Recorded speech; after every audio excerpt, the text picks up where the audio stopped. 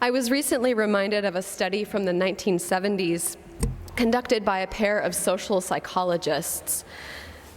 The psychologists were curious to know which attributes or conditions would lead a person to help a stranger in distress. They went to a seminary to conduct the study. The seminarians were asked to prepare one of two kinds of tasks. One group was to write an essay on their job prospects, and the other group was to write a sermon about the parable of the Good Samaritan, which, as a reminder, is a story Jesus told about a victim of an attack who was ignored by religious people, but saved by someone considered to be a Samaritan outsider. All of the participants in this study were then told to go to another building to give their speech. The researchers varied the amount of urgency they communicated to the students. Some students were told they would be early if they left immediately. Others were told they would be on time, and the rest were told they were already late. Along the path, each participant passed a person slumped against a wall, moaning and coughing, signaling distress.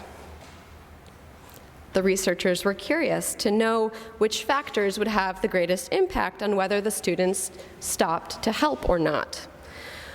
Was it personality, cultural conditioning, mindfulness of a religious teaching about helping someone in need? Or was it the level of hurry one felt in the moment?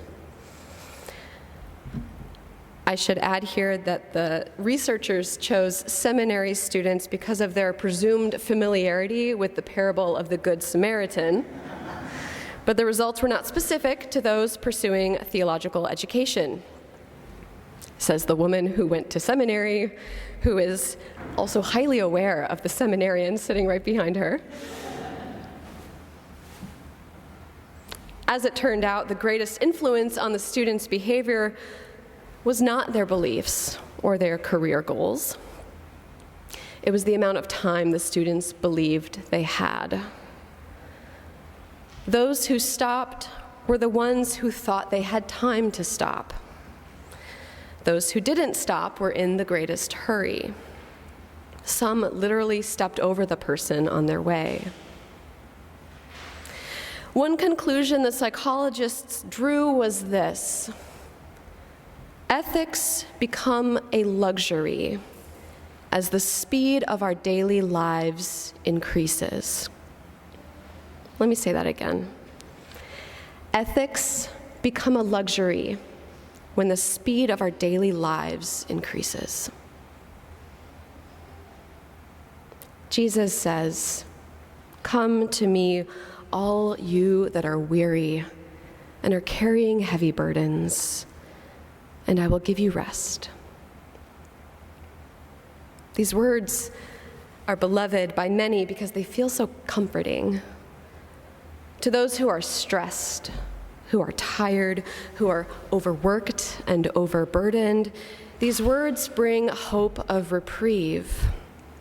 They're like a nap and a hug and a warm bath all rolled into one loving invitation from our Lord.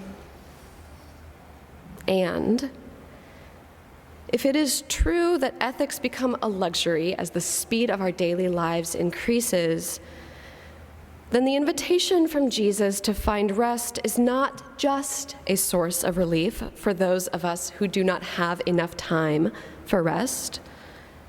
It is that.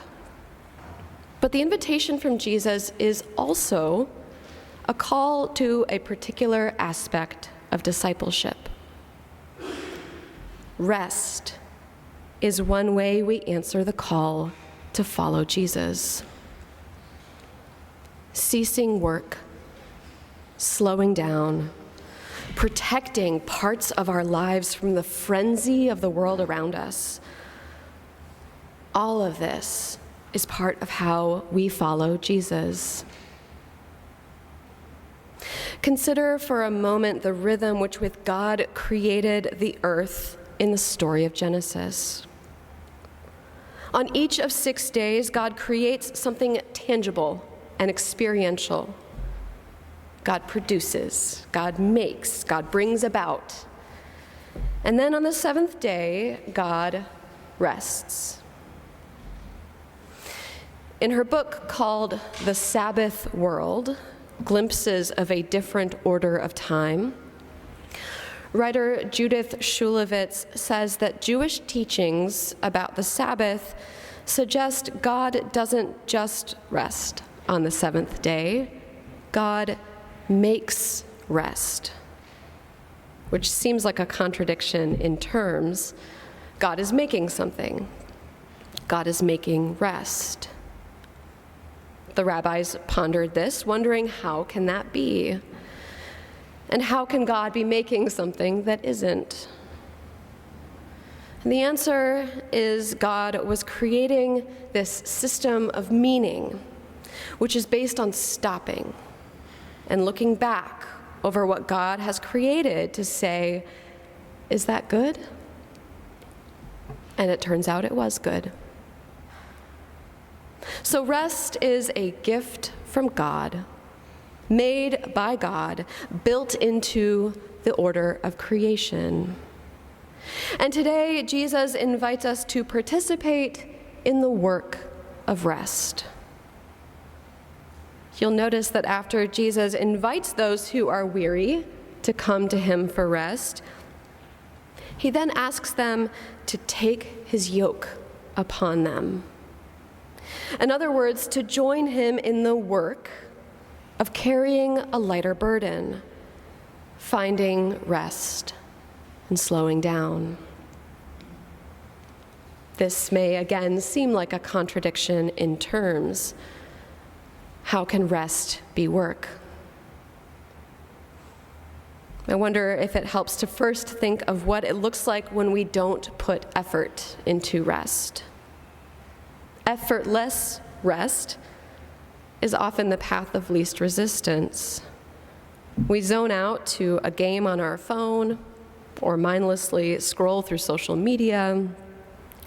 We watch a show, sometimes multiple episodes of a show. We may even fall asleep in that process, not speaking from personal experience at all.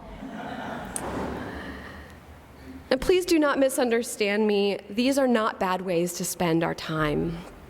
Our brains and bodies need breaks like this. And my own life is much richer for the existence of shows like Ted Lasso. But the kind of rest that Jesus invites us into today is something different than the absence of effort. The kind of rest Jesus offers requires that we work at it. Sabbath is active and intentional. Consider what it would look like for your time of rest to leave you feeling lighter rather than heavier, to leave you trusting in the spaciousness of time rather than in its limits. If you do not fancy yourself a particularly good rester, you are certainly not alone.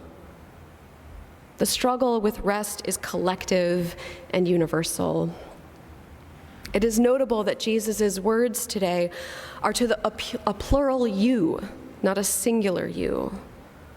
Come to me and I will give you, all of you, rest.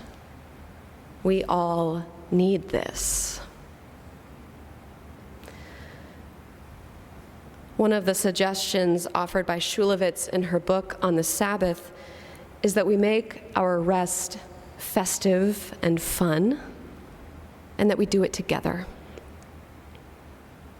Maybe that means a family walk where we leave our phones at home. Maybe that means a gathering with fellow church members where we're focused only on the joyful participation in worship and fellowship. Maybe that means an evening with friends to celebrate someone's half birthday or National Sugar Cookie Day, which is today, by the way. The researchers of the Good Samaritan study observed that ethics become a luxury as the speed of our daily lives increases. Conversely, then, as the speed of our daily lives decreases, as we collectively make more space for rest, ethics can become a norm. So too can other priorities that feel in short supply when we're stressed. Creativity, playfulness, generosity, joy. Let us take the yoke of effortful rest upon us, for this burden is light. And what we make in the process, with God's help, is a space where we are quicker to help one another, slower to anger, and more able to experience God's creation as very good.